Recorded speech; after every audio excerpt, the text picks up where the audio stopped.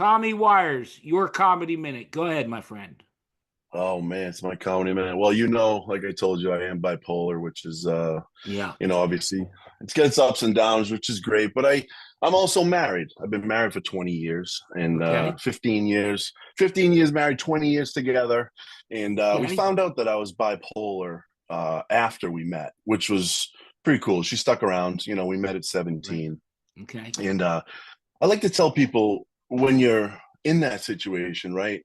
They say every strong man, there's a stronger woman behind him, Right. right? It's I forget who said it. I think it was one I've of heard it the before. I've heard the saying. Roosevelt. I think it was Eleanor Yeah. Roosevelt. Right. Okay. And in my world, being bipolar, I like to say for every crazy guy, there's an even crazier bitch behind him. It usually comes with a cat. In my case, it came with two. So, just for everybody out there with mental illnesses, you can do it too. You can do it too. Be strong. There's a woman there for you. And Lester Bibbs is here with me. Lester, how are you? I am good, and thank you so much for the kind word. When Okay. you first started, you told hmm me a story about Steve Harvey. Do you mind telling the people that story? Oh man, which one? There's so many. Well, it was when you first started out and he was up on stage and you weren't laughing.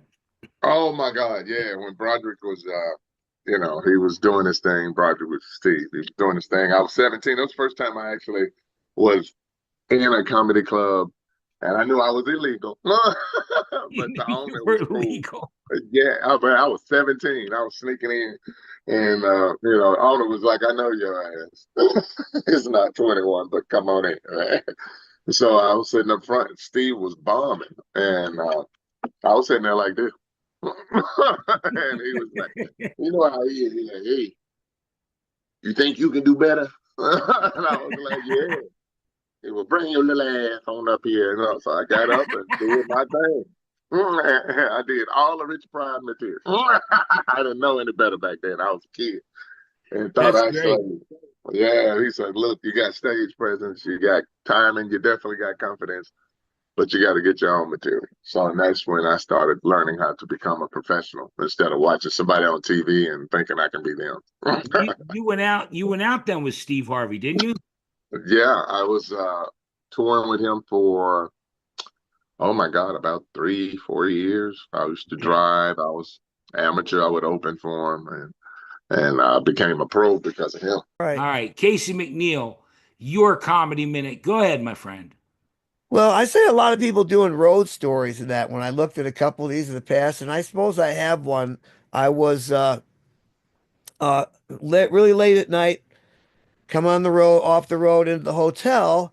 I was Right. exhausted. I went into my room. It was about 1 in the morning, and I just took my clothes off, down in my underwear, threw my glasses off, fell on the bed, and went to sleep for about 2 or 3, 4 hours. It was probably about 5:30 a.m. maybe when I woke up and I had to go to the bathroom. That's a unique phenomenon that happens to men sometimes in the morning where your bladder touches your sacral nerve, yes, and it gives you a morning wood, right? The Right. erection. So I said, "Oh, geez, I gotta go to the bathroom." I got up and I staggered around the room in the dark. I found the door. I opened it up, and when I said this bathroom is brighter than I don't remember leaving the light on. Oh no. Just then I heard the door close behind me. I was actually walked out into the hallway. So now I'm in the hallway in my underwear with an erection. And it's like, I'm looking around, but I can't see shit. I'm looking around. I see this gaggle of women coming toward me that have like uniforms on. So these must be the maids, right? So I can get in my room. No, it wasn't the maids. It was the seventh grade volleyball team from Idaho Falls Oh on no. their way to the big game, right?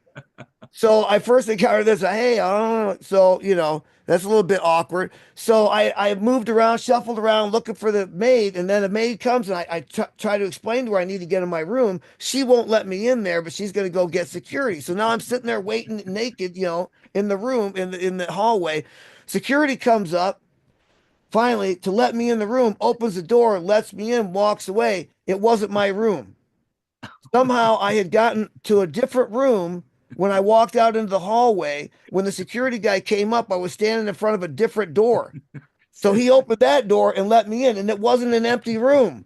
Yeah, There were people in there. So I ended up running out of the room down to the front desk with a towel that I grabbed from their room. That's While wild. they're calling the front desk about me, I'm Yeah. telling you, I will never do that again at a Best Western because I am banished in 7 states. Okay, so that's my story.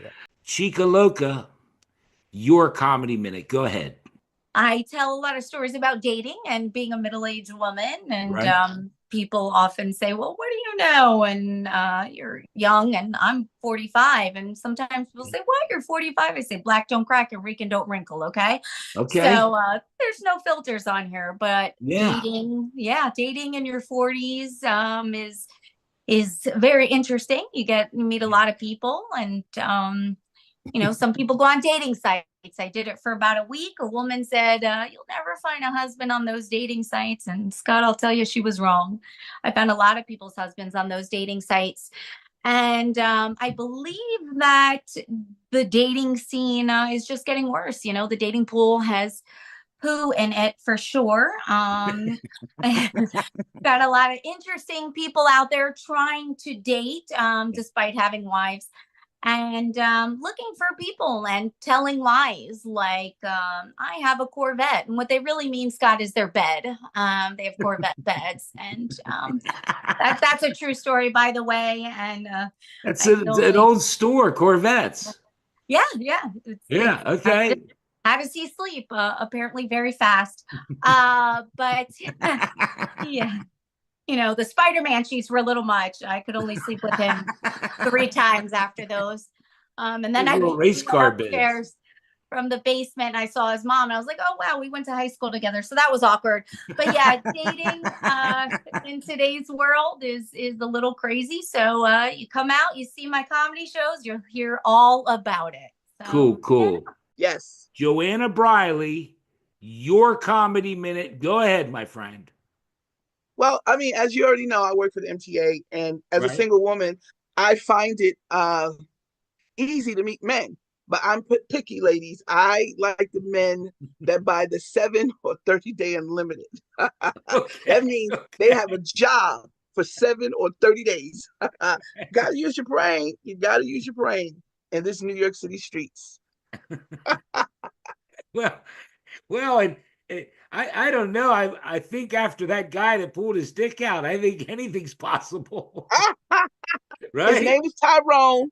Tyrone. Did you get to know him? He was 22. Listen, no, he answered the questions. You didn't let me finish, but he answered the questions. I got an A+ on my paper, Scott.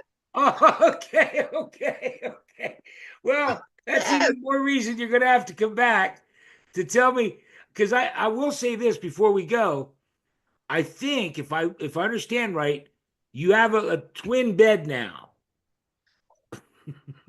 Yes, I do, and I have a twin bed. I just ordered another one because it's lonely, and then you just fall out. It's best you don't roll over. Yes. You definitely do your homework. I certainly do. Patrice Deveaux, your comedy minute. Go ahead, my good friend. Okay, so it's going to be a story, and it's a story I thought I was going to wait for my memoirs, but there was a time when I was hanging out with the legendary, incomparable Katt Williams, and I feel like this is how we should end the year since he started to get so crazy. But he had me picking up one of his friends or something like that, and I said, hey, come on, I'm ready, like, let's roll. And she was like, I got to brush my teeth. And I looked at Katt Williams and I said, why the fuck is it 4 p.m. and she hasn't brushed her teeth yet? And he said, I don't know, Patrice Deveaux. Why don't you ask her why she hasn't brushed her motherfucking teeth at 4 p.m.? And I just fucking died in the parking lot. Like, it was the funniest shit, but it was like, he always said, Patrice Deveaux. Like, it's one of my favorite moments in life. I got it.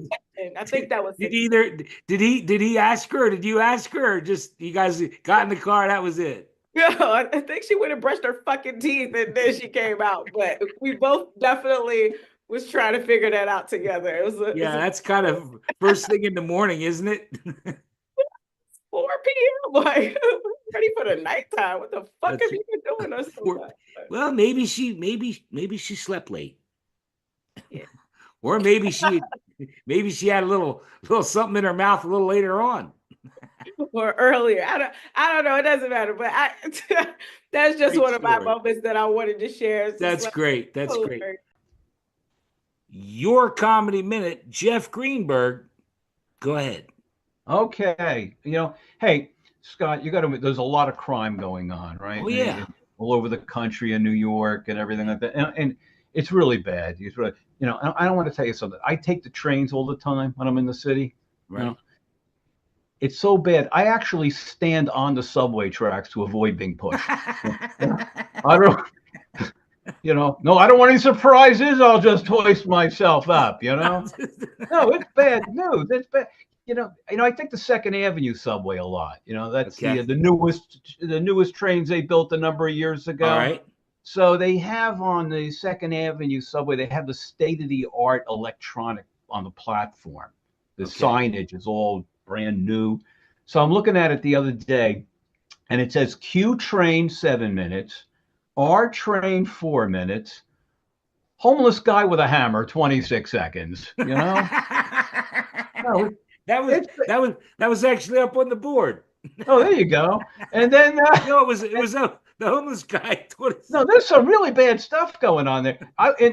This past summer, I was in the Bronx.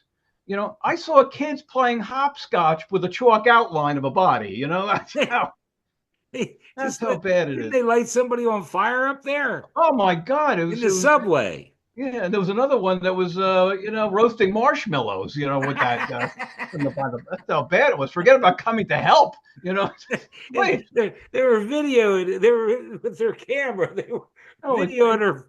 It's bad news. What's the other? Then did you hear about this? This was about 2.5 years ago. On the Upper East Side, there was an 82-year-old doorman. Right. And this woman with a machete attacked him. Yes, I did. Yeah. Thank God he's okay. Thank God he's okay. I was in real shock when I heard about that story. 82-year-old, because I'm saying to myself, he's 82. A simple steak knife would have done the trick. Why schlep the machete, for God's sake? You know what? And then they had this woman also about the same time, about 2.5 years ago. She was caught shoplifting 100 times. 100 times shoplifting, no jail, no bail. You got to admit that's pretty bad, right? Right. The good news is on Saturday she's having a garage sale. So too much clutter, Be there by 10 and no checks. Hey, no. Joe King is here. Joe King, how are you? Hello, everybody. I'm doing great, Scott. I'm doing great. It's a good day. So I kind of made myself like a list of things that I wanted to accomplish. And one of the things to gift myself was I wanted to get my favorite poet, who was Maya Angelou, to sign her poetry book that my grandmother had given me. Okay. So I bought the book and I bought tickets to go see Maya Angelou, and I was so excited, and it was just something to look forward to, that wasn't going to be heavy on my emotions. And 2 weeks before, this is I think 2019. Oh no! 2 weeks before I was supposed to go and get it signed, Maya Angelou passed away. I knew that was coming. Oh yeah. Sorry. Maya Angelou passed away, and I had waited and was going like she was mine that was supposed to get me out of that depression. And I couldn't help but laugh in that moment, and I realized that all the other stuff that I had written on that list I needed to do now because other people obviously weren't going to wait on me, right? Like it ain't like she was holding on waiting to give me her signature. I was like, Joe, what made you think? That's what you got to die for. Yeah, I was like, she had stuff to do. Okay, so. Couldn't you make it 2 more weeks, bitch? I'm sorry. I wrote through all of those emotions. I was like, they're just 12 days away. God damn it. Okay. Donnie Fan, your comedy minute. Go ahead, my friend. All right. So I was performing in Thailand this past summer at my buddy Lex's comedy club called The Comedy Joint. Okay. It's located in Khao San Road in Bangkok. Which, if anybody knows, like that is the road with the drugs, with the girls, with the lady boys, with everything. Khao San Road is the road to be at. And so when I get to Khao San Road for the first time, I get out of my taxi and I see this old Thai guy just yelling at every foreigner who walks by. Boom, boom, boom, boom. You want boom, boom? Hey, buddy, you want boom, boom? And for people who don't know, boom, boom means sex. Do you want sex? And I see, I see all these like white guys like rejecting the guy, like, no, no, leave me alone. And I'm thinking, like, what am I going to say to this guy? Because, like, I don't want boom boom, you know? I mean, I do, but, like, not with him, you know? So I'm like, what am I going to say? What am I going to say? So I walk by, and I'm waiting for this guy to ask me, but he doesn't say anything. I'm like, oh, man, I must have been too close to the people in front of me. So I go back to the beginning of the street, and I walk by again, like, waiting for my moment. Waiting for and again, nothing. Doesn't ask me anything. So I'm offended. I walk up and down Calcine Road like 4 times, waiting for somebody to ask me if I want boom boom, but nobody does. So eventually, I see these 2 girls, clearly prostitutes. You know, the 2 right, top, you know, shorts, and I see them sitting at one of these balloon bars where you inhale balloons and you get high. And I'm like, these girls, they're gonna ask me, right? So I asked them if I could sit with them. And one of the girls looks pissed off. And the other girl is like, sure, whatever. Like, just have a seat. Sure, no problem. And as soon as I sit down, the girl looks at me and she goes, it's a tough night, isn't it? And that's when I realized, like, they thought I was also a prostitute, you know? Because I just keep going up and down the street like, boom, boom, boom, boom. Where's the boom, boom? And so that's your comedy minute, huh? Queen Aailyah. Your comedy minute. Go ahead, my friend. Comedy minutes. Now, probably, I don't know. It can go more than a minute. It can go 5 minutes, whatever you want. Okay. I do stories on my line of work. I do stories. So it ain't a sarcastic. Whatever you want. I do stories. I'm from Chicago, big family of 10. Got 8 brothers. Wow. And they all on something different. Yes. Okay. They all on something different. I got a brother on the corner of the police department selling drugs. Talking about somebody keep telling on him. I got a brother act like we secret lovers because his wife don't like me. Every time I call him, I'm like, bro, what's going on? He gonna hang up. Tell me here she come. I got a brother that won't die and one that wanna die. My brother, we call him 9 Lives because he been shot, stabbed, and electrocuted, still living. Good Lord. I got a brother been calling me 5 years straight. He called me, telling me, sis, I'm gonna do it this year. He gonna commit suicide. He ain't gonna kill himself. He don't want to die. Oh my God. He don't want to die. Every time I call him, he do not want to die. Then I got a brother still crying about childhood. Telling me, sis, I don't think dad really liked me. I'm like, look, you 45 now. You need to get out of it. Oh, Jesus God. You do. They do. They be doing too much. Too much. But like I said, menopause started it all up, got me into comedy. Menopause did. Because I had to find out what was going on. All I know, I was hot. I was angry all the time. I was laughing. I was crying. I was hot. I was cold. I was mad as hell. And I ain't know what was going on. So I had to figure it out. And that's what happened. I had to get on stage and vent because I was all the time mad. Right. Now I got grown kids. I only had 3 because I grew up from a big family. Right. So I wasn't going to have no house full. All I know, I sat around as a kid. I used to say things ain't going to exist in my life. Rats, roaches, and a house full of kids when I get grown. And that's what I did. I wasn't going to do it. Not in this life. No. Gosh. So I got the 3 grown kids, and it seemed like every time we would fix up the house and they get gone, you move them out, they need to come back for a little while. Every time you fix up, they need to come back for a little while.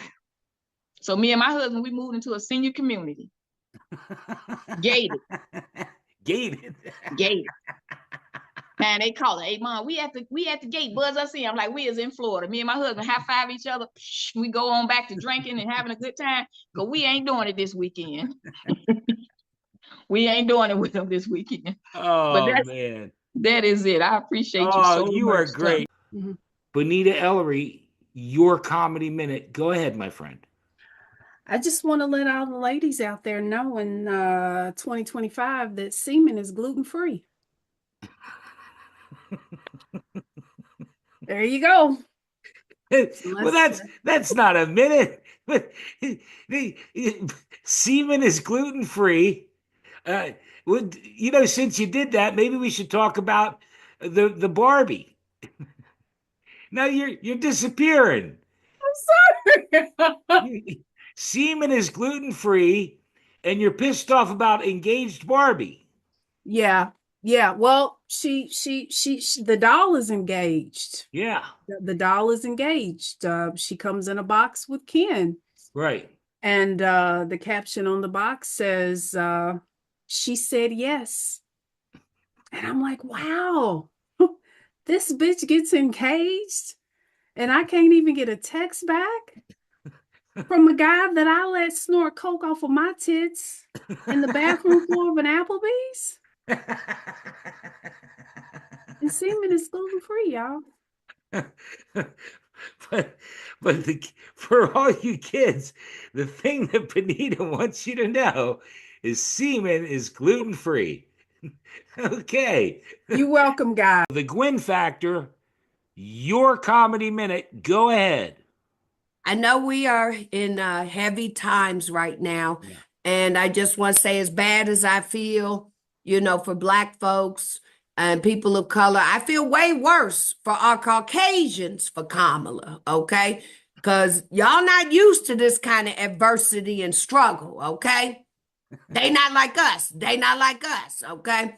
But let me just tell you, we gonna be all right. Because Black folks, we've been through this. I have survived the AIDS riots of the 60s, the AIDS crack epidemic of the 80s, and we will survive 47. Yes, we will. With Black Jesus and copious amounts of weed, but we will survive, okay? I try to tell people, vote you, do you. Yeah. I want people to vote. Our ancestors died. And I was like, do you vote AKA, KKK? Do you? Well, clearly, they took me at heart. They voted KKK. So here we are. My comedy minute, Scotti. Oh, Gwynn, you're incredible. You're incredible. And poor Donald, he's getting a bad rap. He's getting a bad rap. It's going to be better. It's going to be so much better. So much better. As soon as I fire all the government, it's going to be so much better. Elon Musk is going to run it. He's going to take all the government money. He's going to go to Mars and live on Bitcoin. I got in trouble this week because I did a couple of memes. I wrote, thick Hispanic women will not be deported. And then I put Mexican chickens are going to come in to help lower the egg prices. Well, I'm not gonna lie, I've been a little sad these past few weeks. I've lost a lot of people close to me. Luis, my landscaper, is gone. Maria, my housekeeper, she's gone. I don't know how I'm gonna make it these next 4 years till they come back. I really don't. Strawberries is up to $13. I don't know who's gonna pick all this damn fruit. Yeah. Oh God. It's crazy, but we'll get by. We'll get through. We're just not gonna be able to eat a lot of fruit for the next 2 years. Yeah, that's what AOC said. She said that all the vegetables are gonna go up. Belynda, Cleare, your comedy minute. Go ahead, my friend. Okay, so my comedy minute. Okay, so it doesn't have to be a minute, it can be 5 minutes, whatever you want. Go ahead, Belynda. Okay. Well, I am a widow. I have been a widow for 9 years, and people say stupid stuff when you're a widow. They're like, "Don't worry, girl. You can find someone else." And I'm like, "I hope not. I did 25 years. I'm good." And my husband and I were growing old together, so I'm not really interested in anybody else. However, after 6 years of being a widow, I did miss someone doing the man chores, and so.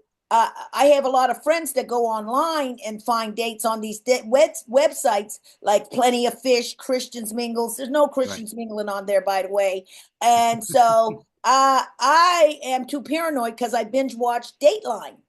Right. And Dateline is like a tutorial on how not to get killed. And you can look at me, Scott, and see that I'm not quite cute enough to be kidnapped, but I am cute enough to be killed.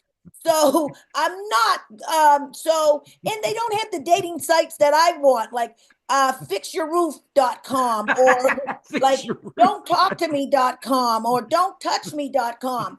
So I found the perfect place, Scott, where you can find the perfect, like I bra on, and I go to Home Depot with a tape measure. And you just randomly measure stuff. Eventually, some dude's going to come up and ask you, "Hey, do you need some help?" And then you could just say something like, I'm just measuring these light bulbs to see how I can fix my leaky toilet. They mansplain everything to you. You're like, wow, you are so smart. Bring them home. Have them fix your toilet. And then when they act like they want you to show some form of appreciation, I usually go to the kitchen and squirt some dish detergent in my mouth and fake a seizure. And when I tell you, Scott, nothing kills a boner faster than a seizure. Am I right? Yeah, pretty much that'll do it. Well, okay, full disclosure, I'm currently banned from 17 Home Depots, but I got a lot of stuff fixed. Tiffany Burke, your comedy minute. Go ahead, my friend. Thank you. So my comedy minute is I want to tell you guys about my recent trip to the Catskill Mountains. Because this year is the year that we let go of, we gain a new word. Last year's year was demure, right? Everybody was being mindful, being very demure, right? And all that stuff. No, we hated that. Because that's not how really we are. This year, we're chalanting. The year of the chalant. Yes, that's right. It's the year of the chalant. We're going to be not nonchalant, but we're going to be very chalant. And this is what I mean. When I went to a diner right in the Catskill Mountains, my server, Tony, comes to the table. Lovely 65-year-old Italian man. I mean, he's losing this, but he's black magic the rest of his hair. Okay. Gorgeous man. Takes my order. Of course, I get a salad, right? And then after it, he asked me, did I want a dessert? I was like, you know what, Tony? I do. Because I have a tradition every time I go to a diner somewhere when we're doing comedy. I don't know if you do this, but I like to get a slice of cherry pie. Sure. Because I think that's like the most American thing. Yeah. You know what I mean? So I'm on a cherry pie mission across this country. Okay. Right. And so he immediately asks me, would you like to have that pie first? That lets me know he's into me. You know what I mean? Because any man that offers a sweet before my meal, he's disgusting. And I like that. You see what I'm saying? He gives me an eye. He looks at me and he said, how much whipped cream do you want on that cherry pie? Okay. And I said, Tony, how about you show me how much you like me by putting how much you think I should get on the cherry pie? Tony comes back to the table with my cherry pie. Whipped cream covered from the top to the tip, okay? Covered, okay? He chalanted all over my pie. Very intentional. Okay. Very direct, okay? And that's need to go out into the world. I want you chalanting over everybody, okay? Okay. Becca sends you an email tomorrow or Monday at work, and she's like, per my last decision, Scott, I don't think you read this. You said, fuck you, Becca. Those numbers are wrong. I calculated your Excel spreadsheet. Incorrect. Chalantly yours, Scott Town. That's how we're signing off for the rest of you. And that's my comedy minute. Nonchalant is out. Chalant. Chalant is in, baby. Okay. All right. You heard it here first. You know, it's a new trend. It'll be get on TikTok, kids, and chalant us to death. Chalant us to death. We're chalanting. Okay. Okay. Crickette Gill, your comedy minute. Go ahead, my friend. All right. I'm just going to share something that I just came to a realization of. I just realized that something's wrong with me. like, okay. So my agent, real quick, I have a new agent, and my agent is like 1 year older than me. But when I look at her life and look at my life, her shit's together. She's got 401k, she's got a house, she's got a husband, you know, she's going on vacations. And my kids pay all the bills for me. You know, like I have no say-so in my own house. I have no 401k. I'm hoping this comedy shit makes it, because if not, I am in trouble. And then I thought to myself, why am I so fucked up?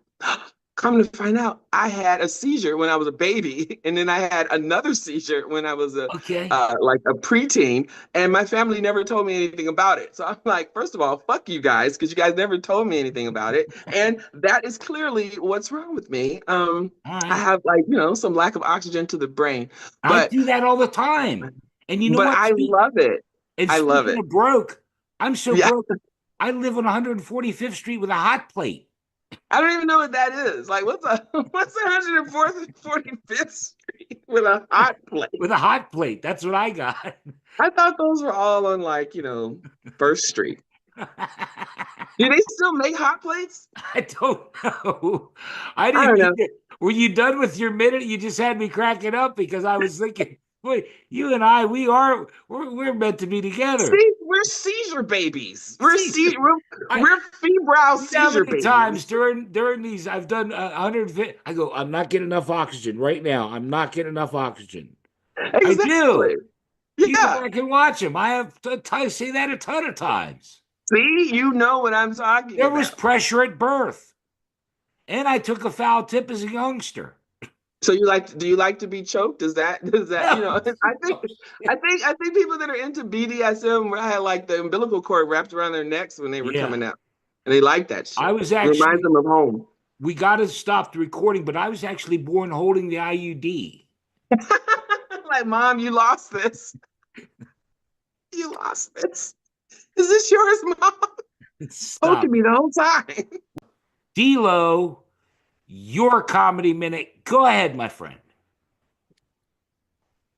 There's a lot of people out here are very open-minded, you know what I mean? And I'm grateful for that. I feel like there's a lot of people out here that are open-minded these days, especially the younger generations. The younger generations tend to be pretty cool, Sometimes it's the old heads that are the ones with the problem, and I know that because they were the ones that had the creative ass gay names, right? You remember some of those gay names? One of the names that used to stand out to me, I used to hear back in the day, might recognize it, carpet muncher. Yes. Oh, yeah. Carpet muncher. Yeah, carpet muncher. I ain't no fucking carpet muncher. What the fuck is a carpet muncher?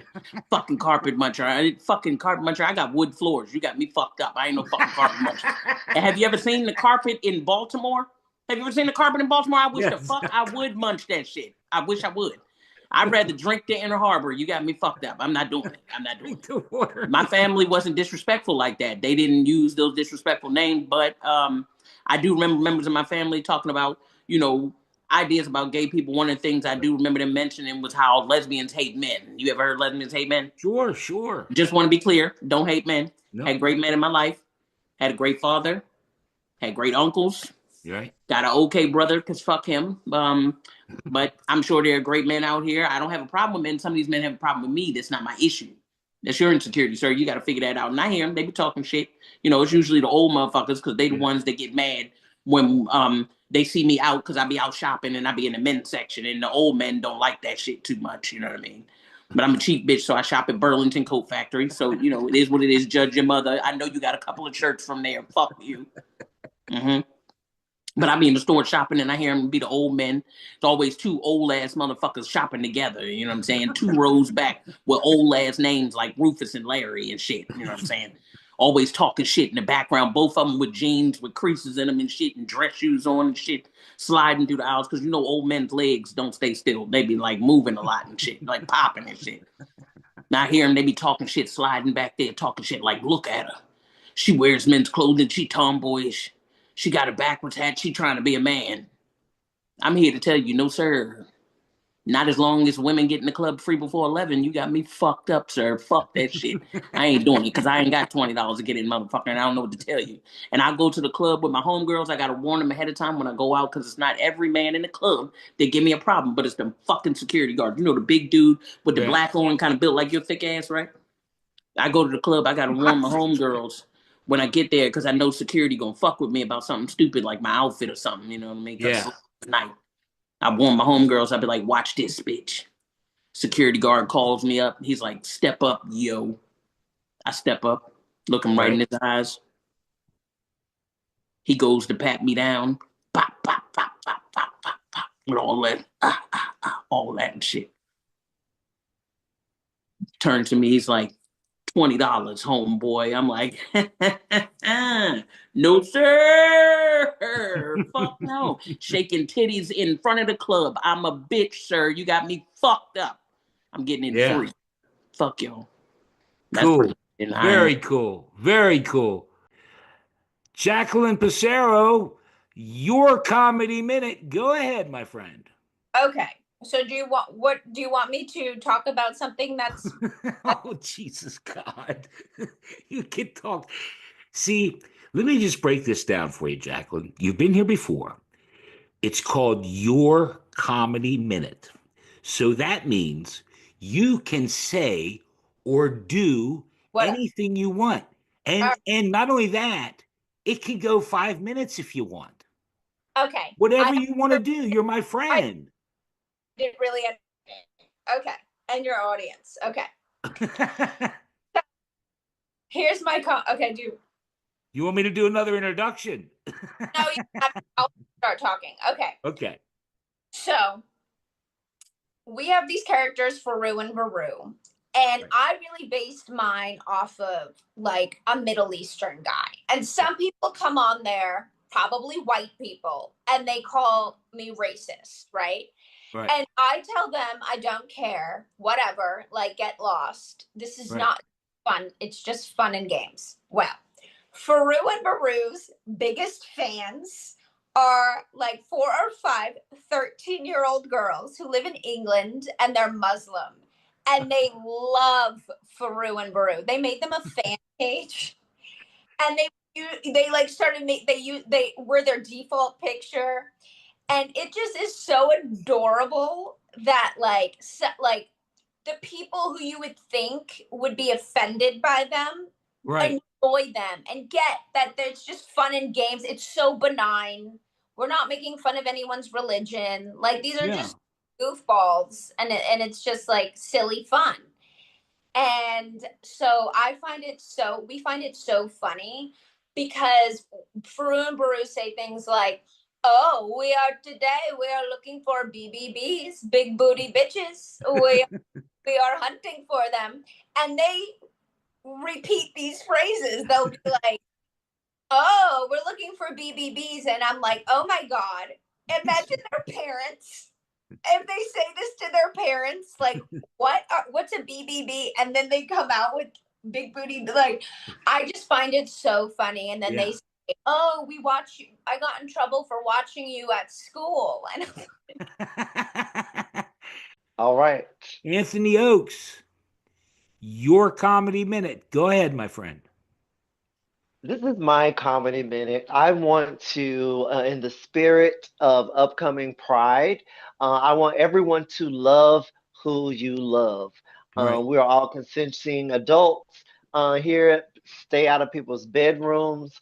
You know, I always tell people that my dad is not down for the fact that I'm engaged to a man, but you know, he's also on his 4th wife. And so I know it's so crazy, but he doesn't believe in gay math. Like that's the thing. Like I always tell him about like gay math, like literally 4 wives equal 1 gay husband. Like, and he just does not get he doesn't get it. So listen, check out gay math. Yeah, that's my comedy minute. Oh, it's fantastic. Sammy, Larsen, Henandez, your comedy minute. Go ahead. Oh my God. Well, you know what? I always wanted a big family. So I married a Mexican with a huge family, and I'm so happy. So happy. I'm so happy for you. What? I'm so happy for you. Yeah, he's just the best. He helps me write everything, you know. I mean, he was like, "Mija, I want to prove my love to you. I'm going to get Samantha tattooed right across my neck."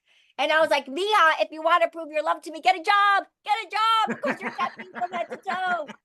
You're scary looking. Samantha across your neck, you know." So we compromised. He got it on his arm. He's funny, you know, like I realized Danny always had an agenda. Right. Because I was really sick and I had pneumonia, and you know, he was like helping me. I was puking, and then he lies me down in bed, and then all of a sudden I feel this boner. I feel a boner on my back, and I'm like, "Baby, I'm sick." And he's like, "Mija, I miss you. I miss you." Oh my God. I'm like, "Yeah, how can you miss me? You're here." He's like, "I want to be inside you." And I was like, "I'm sick, baby, my stomach." And he's like, "Your mouth's okay. Your mouth's working. Your mouth will do." When I was sick. That's why I said he always had an agenda. You know, that was like his agenda. And during when, you know, with the That's an agenda. That's with an the politically agenda. correct Right. That was his agenda. People were politically correct. Were like, oh my God, you're saying Mexican. Why do you? I said, that's where he's from. He's not from New Jersey. I have to say he's from Mexico, you know? And they're like, oh, but you're speaking like you're Mexican. I said, I have been swallowing Mexican cum for like 20 years. I have more Mexican DNA than you do. I'm swallowing it. It's different. It's in my cells. Oh my God. I know. Wow. Wow. Sammy. I know. Wow. No, you blew me away. Let's do my comedy minute. I'm excited. Okay. Well, without further ado, Chase Turner, your comedy minute, my friend. Go ahead. All right. So I live in a little town called Reno, West Virginia. Right. And I've got a keen eye of observation. So what I've realized is the meth heads in my town and mosquitoes are pretty much the same thing. Look, when you go out on a nice summer's day, you got to make sure you got your spray, bug or pepper, whichever you're feeling, dual wheel. All right. If either one of them bite you, you definitely just caught at least 8 African diseases. At the very least, you caught West Nile, which is probably the same name of the crackhead that bit you. And my favorite part, they're both going to suck you till you bleed. Oh. Well, if you couldn't tell by that last joke, Scotty T, I think I might be autistic. You got something going on, brother. No. Look, because when my girlfriend, she's like, hey, you want to help me with my bra straps? I'm not sitting there like, fuck yeah, dude, boobs. I go, fuck yeah, dude, a puzzle. Puzzle. I feel so sorry for your girlfriend. Not really. I'm happy for you. Thank you, man. Thank you. Mo Alexander, your comedy minute. Go ahead, my friend. One of my best comedy minutes was the first time I ever went to LA. Okay. I take it back. It's the second time in LA. In LA. And it's my friend Jeremy and myself. He had moved out to LA, and I was doing a show at the Improv, and killed it. I was so happy. I killed it. We go out to start drinking at a bar that night, and the bar was what's it called? The not the Velveeta Room. The Velveeta Room. No, the Velveeta Room, the actual club in the comedy club in Austin, Texas. God, I can't remember the name of the club right now. It's the one. It's another one I've been kicked out of. Where did River Phoenix die? What was that place called? I don't know. Oh God, I can't. Anyway, I can't remember the name of the club right now. I just woke up a few minutes ago. Anyway, so here's the go. I'm at this club, my friend Jeremy, and we are drinking. I'm like 10 shots in, and it is the place where River Phoenix died. Okay, it's the club where River Phoenix died, and there's a band on stage dressed like country bumpkins singing country version of punk rock songs. And I'm like, that's cool. That's stupid, but it's cool. And I am drunk. I'm not even kidding, drunk. And I walk up to one of the security dudes and like, hey man, I ain't trying to start nothing, but where did River Phoenix die? And he's like, hey man, don't start that bullshit. Don't come over with that. Look, I ain't trying to start nothing. I'm a fan. I need to know, was it inside or outside? Like, look, get out of my face. I'm gonna hit you if you get it. I'm drunk. Okay, I'm a big dude and I'm drunk. So I'm just like, I ain't trying to start a fight with. Then I just got on the floor and started doing positions that he could have died in, you know? It's like I'm on the floor like, was it like this? Was it like this? Did he just pass out? Was it like this? I had my ass in there at one time. Was it like this? Face down, ass up. And the dude is trying not to laugh at me, but he has to do his job. He's trying not to laugh. So about 3 minutes into this, 5 more security guards come and carry me out of the club, and they're just like, I was like, was it like, did y'all have to carry him out like this on the stretcher? And so I am banned from that. I can't remember the club right now. I don't know why I can't remember the name of the club. But the band that was playing on that night was called Recreational Racism. Hold on. That band was fronted by the lead singer of the band Tool, Maynard James Keenan, and that band became Pussifer. Yeah. I actually worked with Tool. I met Tool, Keenan. Okay. He wasn't nice. He's not a nice guy. Is he not really? Oh, no. I hate That's that. funny. That's true. That's wild. Absolutely true. The band was That's called wild. Regular. It was great. He used to have the like big bouffant hair wigs on, looking like a country preacher singing, and that's what Pussifer became in the night. Yeah, that's what that was. So I got to hear Pussifer before anyone else did, and got kicked out of the venue. And yeah, it reeked of your getting kicked out of Graceland. I know. I get kicked out of so many places. I've been kicked out of a few. I've been kicked out of a few of them. The worst one in my history was back when I was back in the 1980s, I think, or 90s. And so they booked me on the show. Can you swear on this show? You can say any fucking thing you want to say. How's that? Can I swear? Okay. All right. So I get booked on this thing, and I think I'm going to be an opening act for some fame like Sinatra or Tony Bennett or somebody like that. Turns out I get booked on this show, and it's for Bugs Bunny on Broadway. Right now, I thought it was going to be one of those shows with the puppets with the big heads, people with the big heads on there. It turned out they had a symphony orchestra on stage, and they would show the Warner Brothers cartoons, the Bugs Bunny cartoons, and they played the scores along with the cartoon. It was really kind of cool. Yeah. Not cool for me. Not cool for me. I get on, and I'm dying 1,000 deaths there. I had invited family, friends to come see me at this great venue, right? I'm dying. It's summer. I'm sweating. I'm sweating through my clothes. And I hear way in the back rows, I hear chanting, and I'm like, what are they chanting about? And I stopped my act, and I'm listening, and they're yelling, "Bring on the fucking bunny! Bring on the fucking bunny!"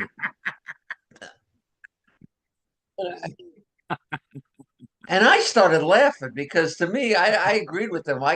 Kerri Louise, your comedy minute. Go ahead, my friend. Okay.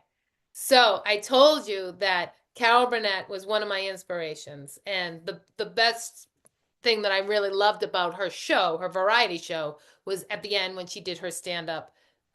Basically, it was question and answer, but it was basically stand-up comedy, and I just loved it.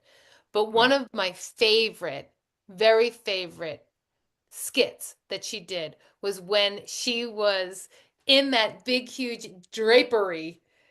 Yes.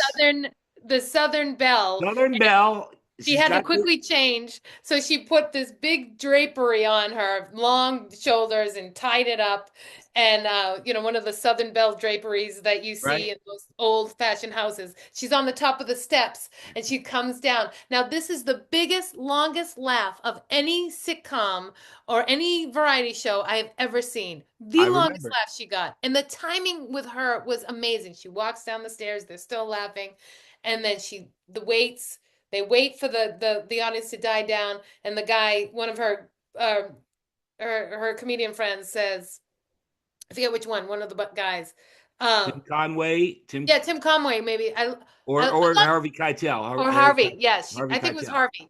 And oh God, the three of them were great. And he goes, "Love your dress or your gown." And she's like, "Thank you. I found it in the window. And I couldn't resist." It kills me every single time. And then the audience starts roaring and laughing again. And the way she says it with her fake Southern accent is amazing. Her timing is impeccable, and she is still working.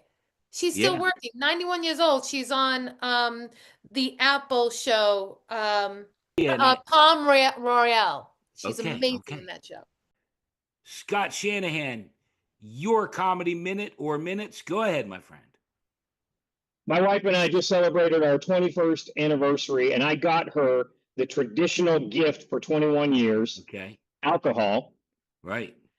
I wanted to make her something for our anniversary, so I made her angry. Okay. I love my wife very much. She has one annoying habit: heroin. Now we have a good marriage, but we argue.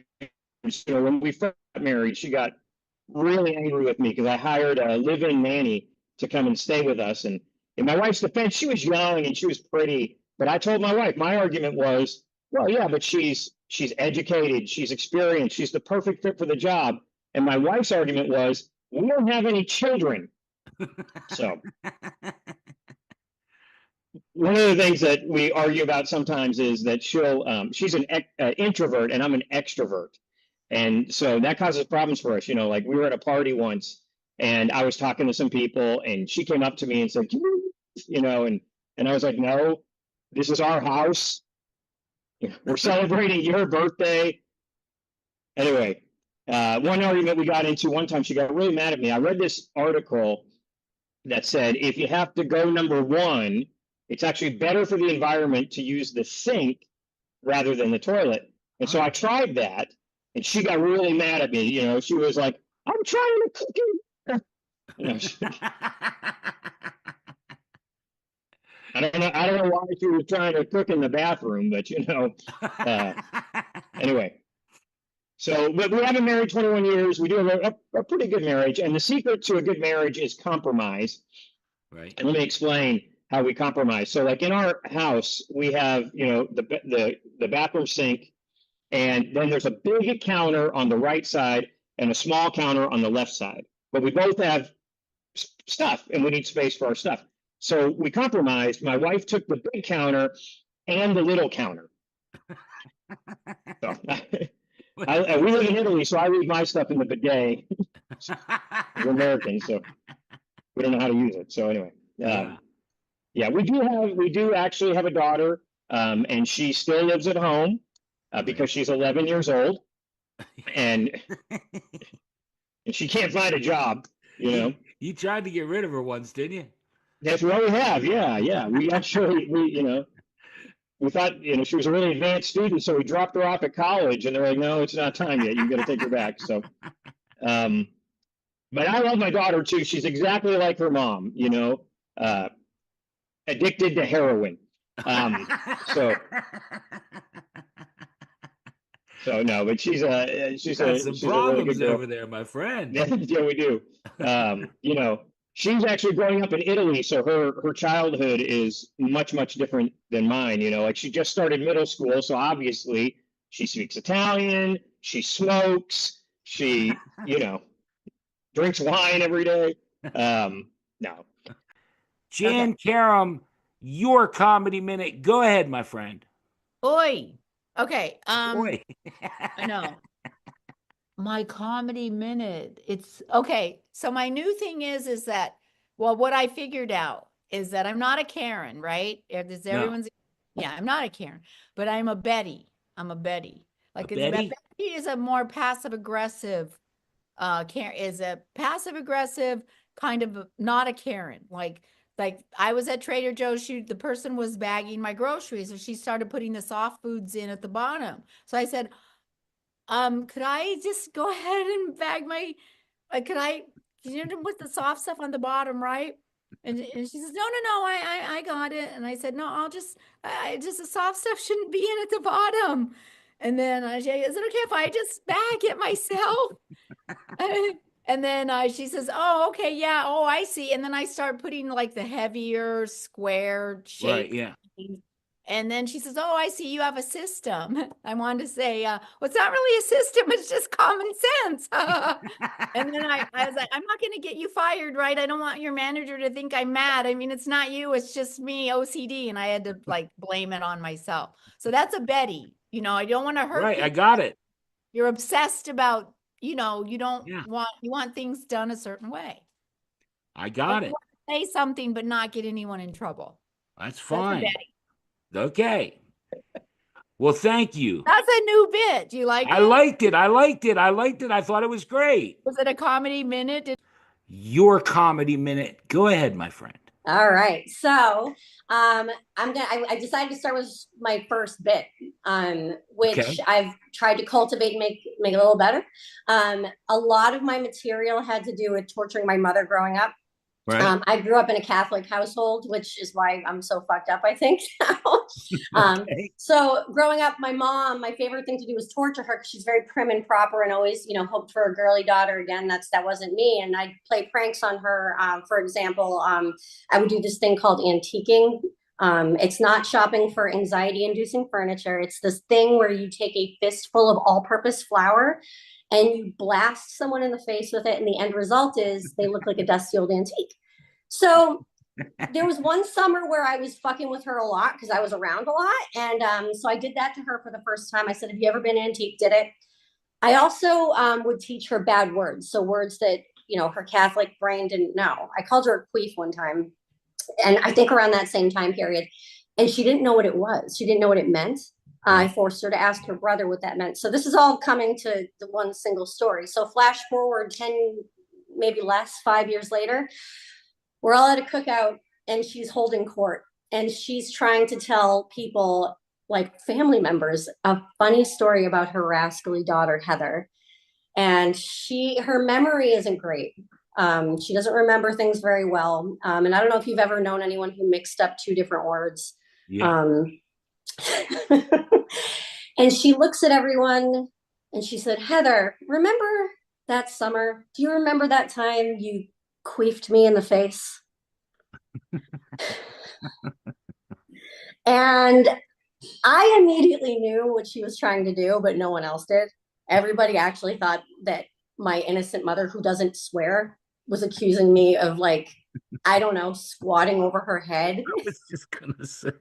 And letting it rip. Like, what were they picturing? And a few people, I have an uncle that gets very embarrassed very easily, and he had friends there, and he just fucking pieced out without explaining to them that what had happened. And everyone's, the people that thought it was funny laughed. She meant antiquing. She meant antiquing. So she meant antiquing. And so I'm like, my brain just kind of went to, it sort of married the two. So my brain did something more visual. I did picture antiquing her in the face, but not with my fists. Oh. So that's a bit that I love it. I love it. Cathy Ladman, your comedy minute. Go ahead. Well, I mentioned my ex-boyfriend before, and although this is out of context, but I'm basically friends with almost all of my exes, and there aren't that many. And but this boyfriend of mine, Steve, we're very good friends today. And in the mid-'80s, we went to Paris together when we were a couple. Okay. And I had studied French in high school, and I retained a good deal of the language, and I was able to navigate through Paris for us. Okay. And so I was doing all of it. And so one night we get into a taxi, and I'm about to tell the driver where to go. And Steve says, no, wait, let me do it. And he goes, do